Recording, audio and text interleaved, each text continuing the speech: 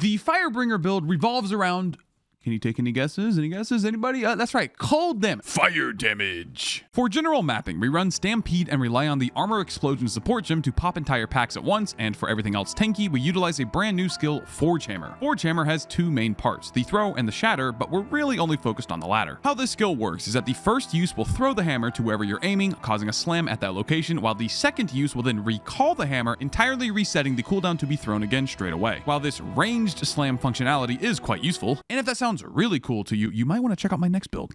What we're focused on instead is what happens when the hammer is thrown but not recalled. Nothing. It actually just sits there and waits for you to use a war cry, then it explodes and spawns 1 billion fissures on the ground. It's actually like 8, but that's close to 1 billion, close enough. And here comes the real meat and potatoes of the Firebringer build.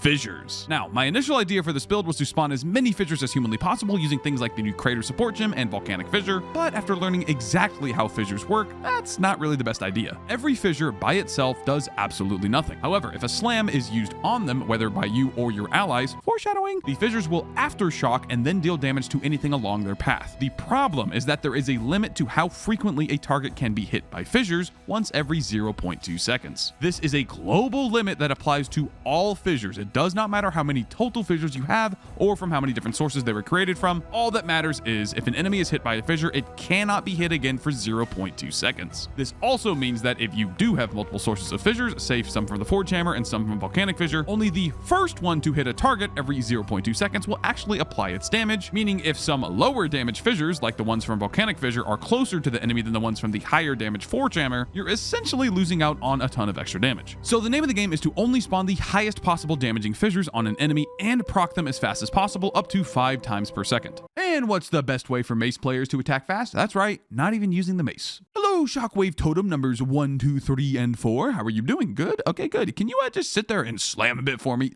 Thanks. Because fissures can hit as frequently as 5 times per second, totems really are the only reasonable solution to fire them off as much as possible. That, or maybe if something like simply walking could proc them too, like, if every one of your footsteps go... Oh my gosh. Ancestral Cry not only turns all of your footsteps into slams, but also makes all slams deal 30% more damage and 25% increased area, including those very same footsteps. Basically, for single target, all we have to do is plop our totems down near whatever we're trying to kill, shatter the Forge Hammer to spawn the fissures, pop Ancestral Cry, and just walk around. That's it. You don't even need to worry about walking near the boss if you don't want to. Your totems alone will give you the majority of your damage, leaving you free to keep your distance and focus on dodging attacks if you need to. That being said, there is one glaring issue that the rather, shall we say, melee astute of you will have noticed by now. What happens when the boss moves?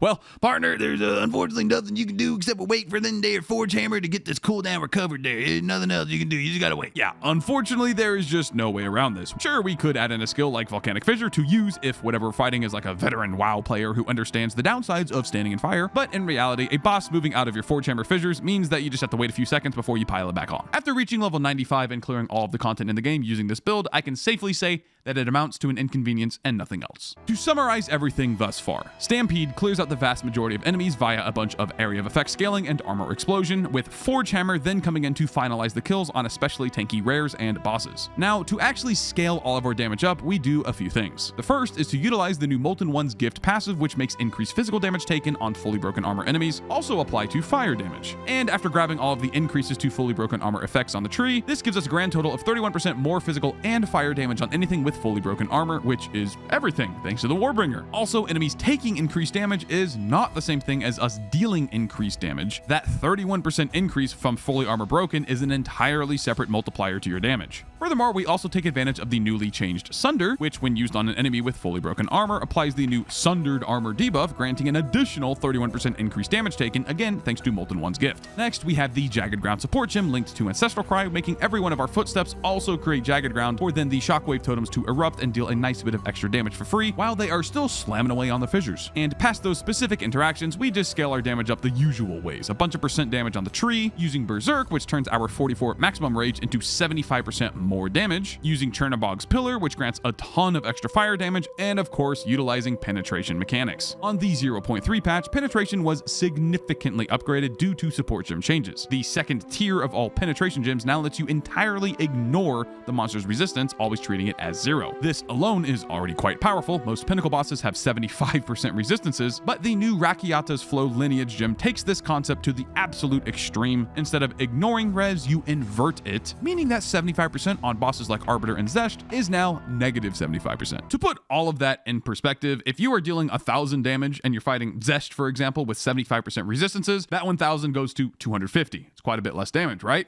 But if you use Fire Penetration 2, your 250 goes back up to the regular 1,000. Very nice, that equates to 4 times more damage. If you toss in Rakiata's Flow, you now are dealing 1,750 damage. That's 7 times more damage. Obviously, Rakiata's is also very expensive, but thankfully good old Fire Penetration 2 is more than enough, given the passive points that it saves you from investing in, allowing for more general damage increases. But all of what I just described means nothing, literally, without a weapon. Now, this bad boy might look out of reach, it might look super expensive and unattainable, but guess what? I have a separate video here detailing the entire crafting process, taking on average 5 divines to complete. There's also a written version of that exact guide in the Mobalytics, link in the description below to both of those things. Now for the defense side of things. First, for recovery, since we're using blood magic, all we have to do is focus on getting our life back as quickly as possible. Therefore, we use the Vitality and Cannibalism support gems, run an Ornate Plate for our body armor, snag some more life on kill with the new unique jewel, Heart of the Well, giving us plenty of recovery during maps, even with Berserk's massive degen. And then for bosses, we also have Font of Blood linked to Shockwave Totem, which gives us a little bit of extra HP recovery in those especially spicy moments. For mitigating damage, however, we start with a nice 50% chance to not take any damage thanks to the new block mechanics. This is in part due to Renly's training, giving us 34% more block chance, raising the base on the Chernobog's Pillar from 26 to 35, meaning we hit block cap with just 5 passive points invested into it. In addition to block, we also have a sizable amount of armor, a little over 17k with max rage, which is made even better with the new armor applies to elemental damage taken stat, of which we have over 200%. Now, yeah, armor is basically still a meme, even with this new stat, but hey, it doesn't hurt to get some wherever you can. A nice point of reference is, if you want to mitigate 1/3 of incoming damage with armor, you need 5 times more armor than the damage, and to prevent 1/2, you need 10 times. In other words, just look at your HP. If you want to mitigate half of an incoming exact one-shot, so your full HP amount, your armor needs to be equal to 10 times your health. Hence, the meme part. However, and finally, another Warbringer node, Jade Heritage, grants us an additional 10% physical damage reduction, which is invaluable given that that additional part means that it always mitigates at least 10% of incoming physical damage, regardless of your armor, which, as I just described, gets less effective the higher the incoming damage. And that's about it. Firebringer Warrior, ladies and gentlemen. If you want a ton more detail, check out the written guide on Mobalytics, link in the description below. You can also check out my stream at twitch.tv/WoolieGaming. Come stop by, ask some specific questions if you have any. I would love to answer them. Other than that, thank you guys for watching, and I'll catch you in the next video.